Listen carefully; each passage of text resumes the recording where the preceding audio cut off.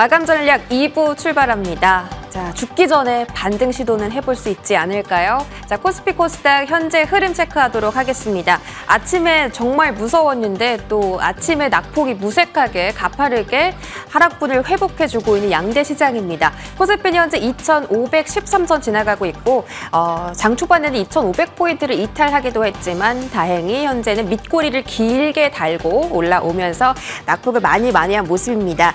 코스닥도 일중을 한번 볼까요? 884선 지나가고 있는 상황인데요.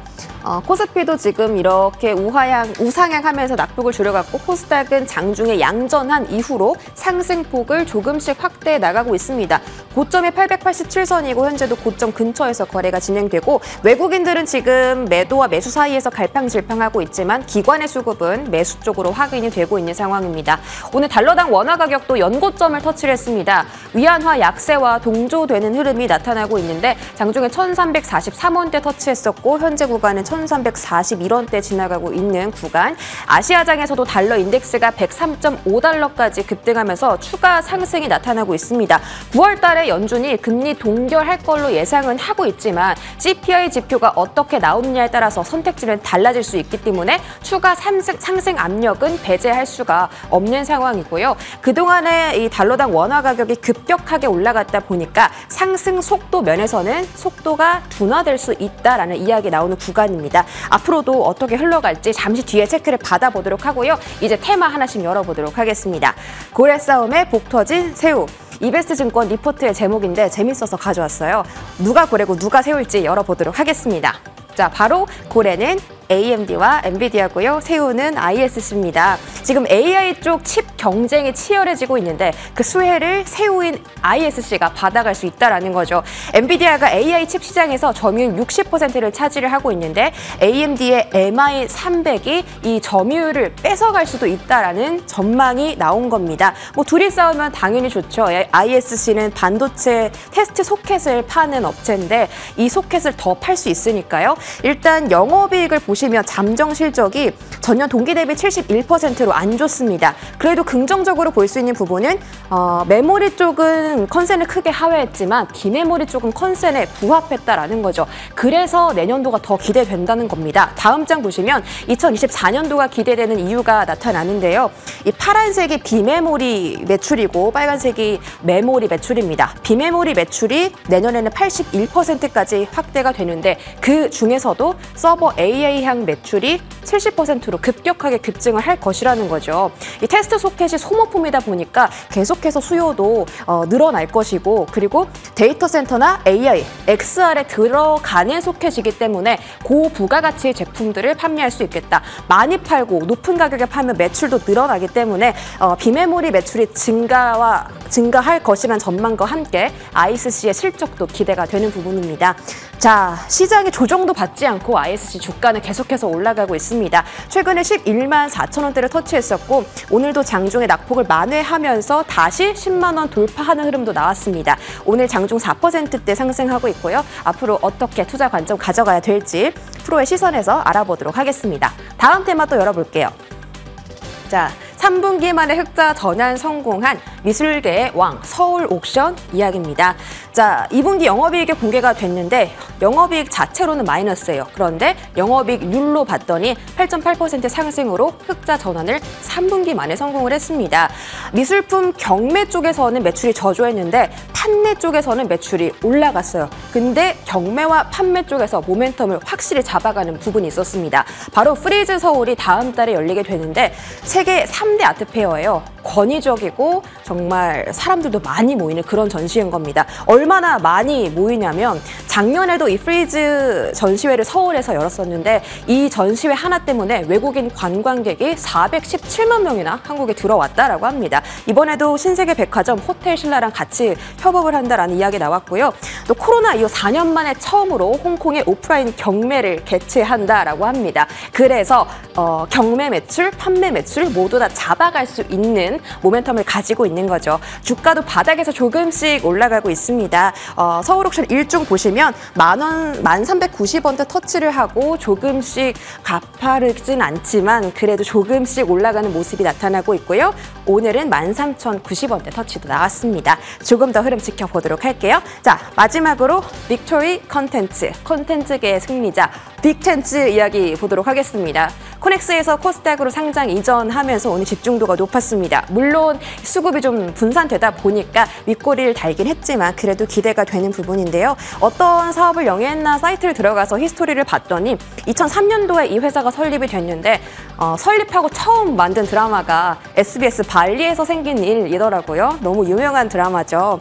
자, IP 시장의 싸움이 정말 중요합니다. 드라마, 영화, 웹툰, OST 전부 다 이 지식 재산권을 확보를 하고 있는 회사가 승자인 건데 이 회사는 그 IP 사업을 너무나 잘 영위를 하고 있었습니다. 자체 IP 기반 매출은 209억 원대가 발생을 했고 앞으로도 성장하는 추세더라고요. 그래서 올해의 예상 영업이익을 봤더니 전년 동기 대비 166% 증가할 것이라고 합니다. 오늘 이 종목이 상승세가 좀 떨어지긴 했지만 그래도 앞으로가 기대되는 종목, 게다가 오늘 거래량도 크게 터졌기 때문에 흐름 계속 지켜보도록 하겠습니다. 자, 앞으로 계속해서 투자 관점 프로의 시선에서 체크 받아볼게요.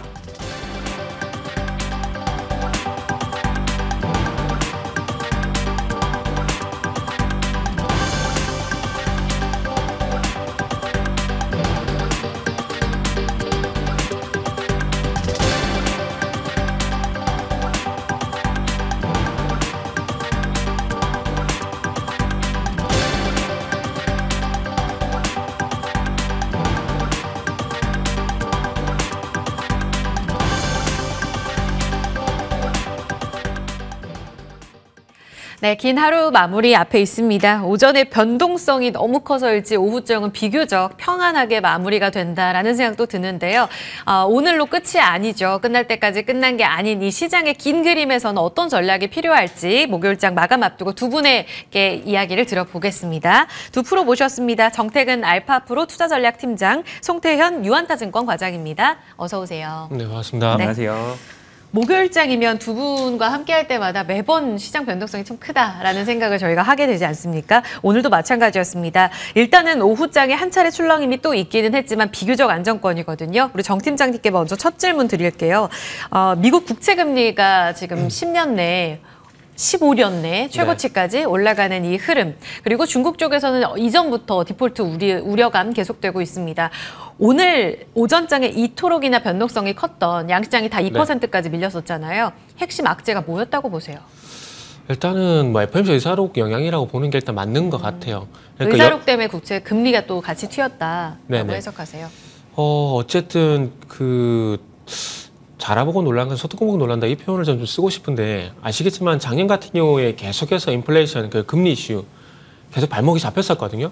그리고 난 다음에 올해 들어와서는 어쨌든 끝이 난다는 기대감이 상당히 많았었는데, 그러다 보니까 시장이 좀 설레발, 김치국 좀 마셨다라고 좀 표현을 좀 하고 싶은데, 그러면서 금리 하반기에는 금리 인하를 하지 않을까라는 그런 기대감까지도 가지고 있었습니다. 그런데 지금은 금리 인하는 완전히 물 건너갔고, FOMC 의사라고 보게 된다라면은 뭐 물론 위원들끼리 어떤 논쟁이 있긴 했지만 그럼에도 불구하고 추가적인 금리 인상에 대한 가능성이 여전히 있구나라는 부분을 좀 확인하다 보니까 제가 볼 때 시장이 좀 많이 실망을 한 부분도 영향을 준 것이 아닌가 좀 봐야 될 것 같아요. 그래서 오늘 같은 경우에는 아무래도 FOMC 의사록 이게 영향을 준 것이 아닌가 좀 봐야 될 것 같고, 그러면서 네. 9월 달 FOMC에는 또 금리 인상을 하는 것이 아닐까라는 그런 두려움 때문에 장중의 변동성이 컸다라고 좀 보시면 좋을 것 같아요. 그리고 오늘만 놓고 보게 되면은 뭐 FOMC 의사록이 악재라고 좀 볼 수가 있겠지만은 조금 전에 질문을 해주셨듯이 중국, 그러니까 악재가 연속해서 계속 나오는 것 같아요. 중국에서 나왔다가 어제는 미국에서 나왔다 이렇게 계속 진행이 되다 보니까 오늘까지도 하락이 연속으로 좀 이뤄졌는데, 그런데 참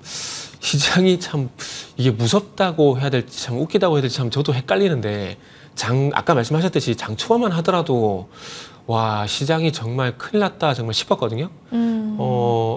저의 기준으로 말씀드리면은 하락 종목수가 아침에 1350 종목 넘어가더라고요. 네. 와, 이런 시장에서 어떻게 해야 될까라는 그런 생각이 사실 걱정이 됐었는데, 중요한 건 이제 장 초반 이제 중반으로 넘어가게 되면서 2차 전지가 시장을 다 돌려놨어요 또. 물론 반도체 장비 쪽이 좀 강세 보이는 것도 있지만 네네. 지금 에코프로라든지 그리고 이제 어제 실적 때문에 급락 나왔던 첨보도 반등이 나오게 되고 네. LNF가 7%, 에코프로가 8% 반등 나오게 되면서 2차 전지가 다 올려버렸어요. 그러니까 이게 여기서부터 이제 투자자 저만 그런지 모르겠지만 좀 헷갈릴 수가 있는 부분들이 네. 이게 낙폭과대냐 기술적 반등이냐 이게 무슨 얘기냐 할 수가 있는데 이게 똑같은 얘기가 아니냐 똑같은 얘기 아니냐 할 수도 있거든요. 그런데 중요한 건 낙폭과대 같은 경우는 하락이 끝이 났고 이제 시장이 그래도 시장의 하락이 끝이 났다고 볼 때 저는 낙폭과대라고 보는 거거든요. 근데 기술적 반등은 하락 구간 속에서 일시적인 반등이 나올 수 있잖아요. 근데 저는 그걸 기술적 저점 아니고. 네, 하는 거거든요. 그래서 오늘이 기술적 반등인지 낙폭과대인지 솔직히 저도 좀 헷갈립니다.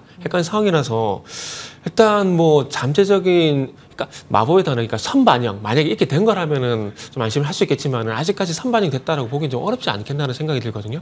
그러다 보니까 섣부른 판단하면 안 되겠다 싶고 한 발짝 늦는다고 하더라도 조금 더 그냥 지켜보자. 라는 그런 결론을 그냥 내버렸습니다, 오늘. 아직 모르겠다. 그럼 네. 2차 전지가 이끌어서예요? 아니면 2차 전지의 연속적인 상승도 아직 확신이 없으셔서 네. 그 답을 못 찾으신 거예요? 2차 전지 연속성에 대한 답을 못 찾은 거죠.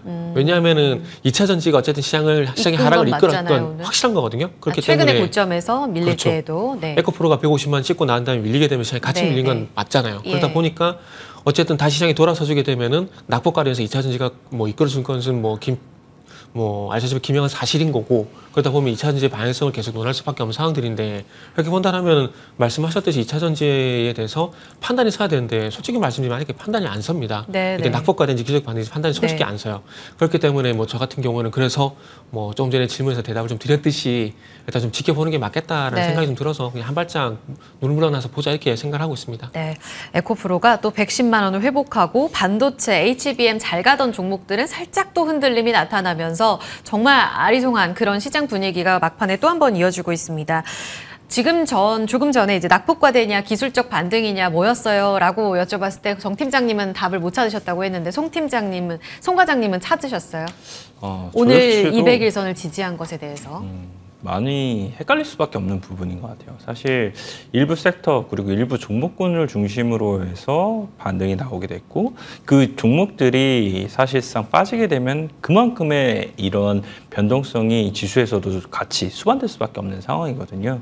그런 부분이 오전에도 잠시 보게 되면은 2차 전지 섹터가 전반적으로 올랐다가 그것이 눌리게 되면서 지수도 동일하게 그냥 눌러지는 모습이 있었거든요. 그래서 그런 부분은 앞으로도 조금 더 지켜봐야 되는 부분은 필요하다라는 생각이 들고 있는데 어쨌거나 지금 현재 계속적으로 하락이 나오다가 많은 부분 그래도 꼬리를 달면서 돌아 나오려고 하는 모습은 보이고 있어요. 그래서 그런 부분은 기술적인 반등의 신호가 될 수 있지 않나라고 생각을 해볼 수 있는 것 같고 그것 자체가 사실 국내에서만 있는 것이 아니라 홍콩이라든지 이런 쪽에서도 2% 넘게 하락해서 시작을 했다가 그 낙폭을 줄이면서 국내에서도 이런 부분이 더 여지가 생기게 된 거였었거든요. 다만 이제 국내에서 지수가 반등이 나오게 될 때 가장 편하게 좌지우지할 수가 있는 것들이 사실상 2차 전지 섹터를 이용을 해서 코스닥 같은 경우에는 이런 부분이 컨트롤이 가능하기 때문에 그런 부분으로 이루어진 것이 아닌가라고 저는 좀 생각을 하고 있습니다. 네, 지금 항생지수가 다시 또 1%까지 낙폭 키우고 있잖아요. 그러면 지수도 2,500선 오늘 깼다가 다시 회복했지만 어느 정도 하단은 열어둬야 된다는 말씀이에요? 아무래도 그런 부분은 추가적으로 더 나올 수 있다고 생각을 하고 있어요. 그만큼 투자 심리라는 이런 부분이 많이 훼손이 됐어요. 사실 보게 되면은 요 근래 FOMC 의사록이라든지 아니면은 뭐 미국에서도 보게 되면은 이제 경제 지표가 잘 나왔는데 그게 결국은 금리 인상에 영향을 미치지 않겠느냐. 이렇게까지 간다는 것은 그만큼 투자 심리가 안 좋을 때 일어나는 현상이거든요. 사실상 그 전까지 보게 되면은 이러한 현상이 일어나게 될 때 이 골디락스라는 표현을 쓰게 되는데 예. 그런 표현이 아닌 이런 금리 인상이라는 단어를 썼다는 것이 얼마만큼이나 투자 심리가 훼손이 됐다는 것을 잘 나타내는 부분이다라고 좀 보시면 될 것 같고요.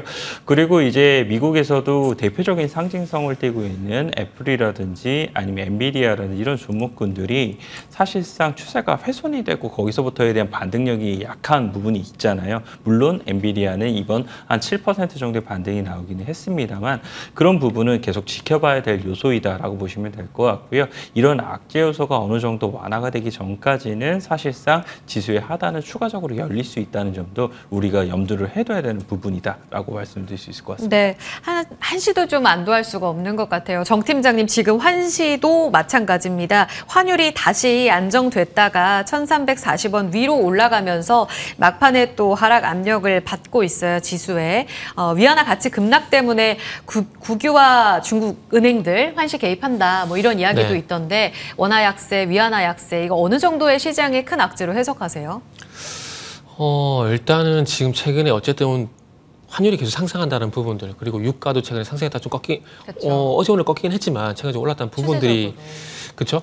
이런 부분들이 뭐 악재라고 좀 볼 수 있을 것 같아요. 그런데 요거는 이렇게 좀 말씀을 드릴게요. 그 이슈의 우선순위. 그러니까 지금 어찌 보면 질문하신 부분들이 환율이란지 유가 영향을 받는 섹터들인데 그 섹터들이 지금의 어떤 환율 환경이란지 유가 환경을 봤을 때 이런 것들이 리스크 관리 필요한 것인가 이렇게 봐야 되는데, 물론 뭐 리스크 관리는 필요하다고 봅니다. 그 결론부터 말씀드리면 리스크 관리는 필요하다고 봅니다. 그런데 제가 조금 전에 이슈의 우선순위에 대해서 말씀 좀 드렸는데, 지금 어찌 보면 환율의 영향을 받을 수밖에 없는 섹터들이 이제 이게 강달러의 영향을 받는 것들은 결국 항공이란지 음식이란지 철강이란지, 그러니까 외부에서 수입을 해오는 것들, 이게 영향을 받을 수밖에 없거든요. 그런데 이 섹터들이 과연 지금 변동성이 나오는 것들이 담은 유가 그리고 환율에서 영향을 받고 있는 것인가? 그러니까 이슈의 우선순위. 환율이란지 유가 영향을 받고 있는 것이 그 부분을 봐야 되는데 저는 아니라고 보거든요. 항공 같은 경우에 물론 환율이 이렇게 약세적으로 하게 되면은 좋은 건 아닙니다. 이게 달러 부채 이런 부분들이 좋은 건 아니거든요. 그런데 최근에 항공주가 힘을 못 쓰는 게 담은 환율 때문이라고 생각하지 않습니다. 그러다 보니까 이시의 우선순위 봤을 때 뭐 이 달러 영향을 받고 있다는 보기는 힘들지 않나라는 생각이 들고, 그리고 음식료 같은 경우도 지금 농심이란지 삼양식품 같은 종목들 보게 되면 최근에 뭐 환율의 영향을 받고 있나? 원자재 가격이 올라가는 것들, 그러니까 유가를 포함한 원자재 가격이 올라간 것에 영향을 받고 있냐? 또 전혀 아닌 상황이거든요, 주가가. 그렇기 때문에 어찌 보면 이슈의 우선순위를 봤을 때 환율이란지 그리고 유가적 영향은 안 받고 있다고 보는 게 맞겠죠. 단지 최근에 보게 되면 S오일만 유가와 좀 동조한 현상이 나오고 있기 때문에 현재 S오일만 그런 흐름을 보이고 있다고 보는 게 저는 맞다라고 봅니다. 그래서 일단은 뭐 항공이란지 음식료란지 철강이란지 환율이란지 유가 영향을 받는 이런 섹터들 같은 경우는 이 환율 유가보다는 다른 요인들로 해서 주가가 조금 상승과 하락이 나오는 상황들이기 때문에 좀 어쨌든 달리 봐야 되지 않을까라는 결론을 좀 내려야 될 것 같아요. 전체적으로 시장을 흔드는 악재의 가치 영향을 받는 거지 특정 유가와 환율 영향력으로 지금 특정 섹터가 빠지는 건 아니라는 말씀이시죠? 그것만 영향을 준다. 요건 아니라는 거죠. 그러니까 영향을 주는 다양한 요인들 속에 환율과 유가가 포함이 되긴 하지만은 이 환율과 유가만 영향을 주는 것은 아니다. 그렇죠. 뭐 이렇게 말씀드린 게 정확한 답변인 것 같아요. 네.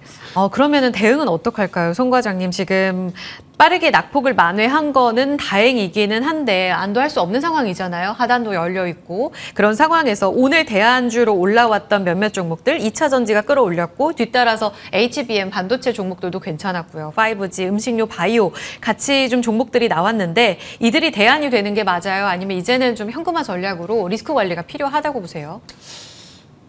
지금 근데 사실상 리스크 관리라는 측면이 이미 늦었어요. 조정을 많이 받았고, 사실 지수 조정폭보다는 종목에 대한 조정폭은 이미 어마어마하게 나왔었거든요. 그래서 이런 부분이 지금 와서 리스크 관리가 들어가야 된다? 이거는 좀 아닌 것 같고요. 지금은 사실상 리스크 관리보다는 보다 더 얼마만큼이나 내가 이 반등에 대한 초기 하루 단위로서 보게 될 때, 이 반등이 초기가 나오게 될 때 얼마나 대표적인 종목을 더 자신 있게 살 수 있느냐. 이것이 사실상 더욱더 중요한 부분이고요. 그리고 이제 만약 오늘 사게 된다 하더라도 내가 저점을 잡았다라고 생각을 하기보다는 오늘 수익이 난 부분에 있어서는 그냥 정리를 한다. 이 정도로서만 이제 대응을 하게 되는 거고, 만약 그 수익이 일정 부분 나게 되면은 그만큼은 내가 가진 종목에서 일부를 덜어낼 수 있는 이런 부분도 가져가게 됐을 때 충분히 포트폴리오가 정상화될 수 있는 부분이 생기지 않나라고 생각을 하고 있습니다. 아마 포트폴리오를 지금까지 그대로 유지하신 분들 같은 경우에는 대부분 포트폴리오가 망가졌을 거예요. 그런 부분에 있어서 포트폴리오 내에서 아마 이제 선제적으로 생각을 하시고 계시는 부분이 있을 있을 겁니다. 내가 여기서부터 어떤 종목이 최선 상단에 있고 그다음이 있게 될 텐데 내가 그중에서 오늘 들어가서 수익을 내고 나오게 되면서 이익금만큼은 가장 하단에 있는 종목군들에 대한 포지션 비중을 그만큼 줄여낼 수 있는 이런 부분으로 활용을 해야지만 내가 가용할 수 있는 자금들이 상당히 많이 생기게 될 거고 그 가용할 수 있는 자금들을 통해서 의외로 생각보다 오늘 에코프로라든지 이런 종목들이 아무런 이슈가 없음에도 불구하고 이 정도의 수익률이 나오잖아요. 이런 부분을 같이 향유를 할 수 있지 않을까라고 생각을 하고 있습니다. 지금은 시장을 사실상 이해를 하는 것보다는 시장의 흐름대로 움직이는 것을 같이 타고 가는 게 더욱더 맞다라고 생각이 되고 있고요. 그것을 시장이 아이러니한데 이거 왜 이런데 이래봤자 나의 수익률에는 하나도 도움이 되지 않을 테니까 이런 부분을 어떻게 이용을 할지에 대해서 더 고심을 하는 구간이 되어야 되지 않나라고 생각을 하고 있습니다. 네, 그 고심에 또 답을 찾는 데 있어서 두 분이 현답을 꾸준히 찾아주시리라 믿으면서 저희가 같이 고민해 보겠습니다. 그러면 지금 포트폴리오를 말씀하신 대로 거의 100% 주식으로 다 채우고 계신 분들이 많으실 거예요. 종목 안에서도 어떻게 우선순위를 추려 나가야 될지 고민이 많으실 텐데 특징주를 통해서 좀 여쭤보겠습니다. 일단은 오늘 2차 전지와 함께 후반부에 강했던 쪽이 HBM, 반도체 관련한 종목들이 좀 좋았었잖아요. 특히 ISC요. 앞서 우리 수연 앵커의 브리핑을 들어보면 고래 싸움에 등 터진 게 아니라 복이 터졌다. 이렇게 표현이 나오던데 고점을 높여가면서 10만 원 회복했다가 또 일부는 반납을 하고 있는 상황입니다. 이들의 강세에 있어서는 지금은 수익을 계속해서 극대화 전략이 유효한 거예요, 반도체? 반도체가 가격 유지력이 좀 약해요. 2차 전지에 비해서. 2차 전지 같은 경우에는 사실 한 번 반등이 나오게 되고 그 반등력에 대한 이 유지력이 상당히 강한 편인데 네. 반도체는 사실상 계속 윗꼬리도 많이 달고 생각보다 밑으로 빠질 때도 가격에 대한 조정폭이 상당히 많거든요. 왜 그럴까요? 그런 부분이 이 미국에서의 있는 필라델피아 반도체 지수와 연동성이 사실상 가져가는 부분이 많기 때문이지 않나라고 생각을 해볼 수 있는 것 같아요. 예를 들어서 필라델피아 반도체 지수가 하향을 계속적으로 그려나가는데 국내에 있는 반도체 업체들은 거꾸로 계속적으로 상승을 한다? 이거는 사실상 많은 부분 아이러니할 수 있는 부분인데 지금의 2차 전지 섹터 같은 경우에는 테슬라가 하락을 하게 된다 하더라도 그것과 관계없이 계속적으로 움직일 수 있는 여지가 있잖아요. 그런 부분에 있어서 가격적인 유지력이 상당히 다를 수밖에 없는 부분이지 않나라고 생각을 해볼 수 있는 것 같고요. 다만 이제 시장이 지금 정상 시장이 아니잖아요. 이 정상 시장이 아닐 때는 반대로 반등이 나오게 된다 하더라도 그것 자체가 논리적으로 반등이 나오는 것이 아니라 지금까지 그 전에 얼마만큼이나 더욱더 많은 부분 수급이 몰렸었던 섹터 혹은 종목 그리고 그 와중에도 더욱더 중요도가 높은 종목군 위주로서 반등이 나오게 될 때 먼저 나오게 되는 거거든요. 그래서 그런 부분에 있어서는 ISC라든지 이런 종목들은 충분히 해당이 될 수 있다라고 생각을 하고 있고요. 그 외에도 사실상 보게 되면 ISC만 오늘 이제 반도체 섹터에서 오른 게 아니라 유명했었던 뭐 이수페타시스라든가 아니면은 뭐 한미반도체 아니면은 이 STI라든지 뭐 다 이런 종목군들이 전반적으로 뾰족뾰족하게 나오는 모습을 보이고 있거든요. 그런 모습을 보였다는 것은 ISC가 오늘 특별하게 더 좋다 이렇게 말씀을 드리는 것보다는 그냥 반도체 섹터 들어오는데 너라면 뭘 사겠어? 뭐 어떤 게 유명한 걸 사겠어? 그리고 빠져나올 때 뭐가 더 편하겠어? 이런 부분을 생각을 해봤을 때는 어느 정도 식총이 되고 굵직굵직한 종목군들 위주로서 들어오게 되는 거고 요 근래 ETF에 대한 매매에 대한 부분이 더욱더 많아지고 있기 때문에 그냥 ETF를 샀다가 팔았다 이런 부분으로서 더욱더 많은 부분 자금이 이동이 있다라고 보시면 될 것 같습니다. 알겠습니다.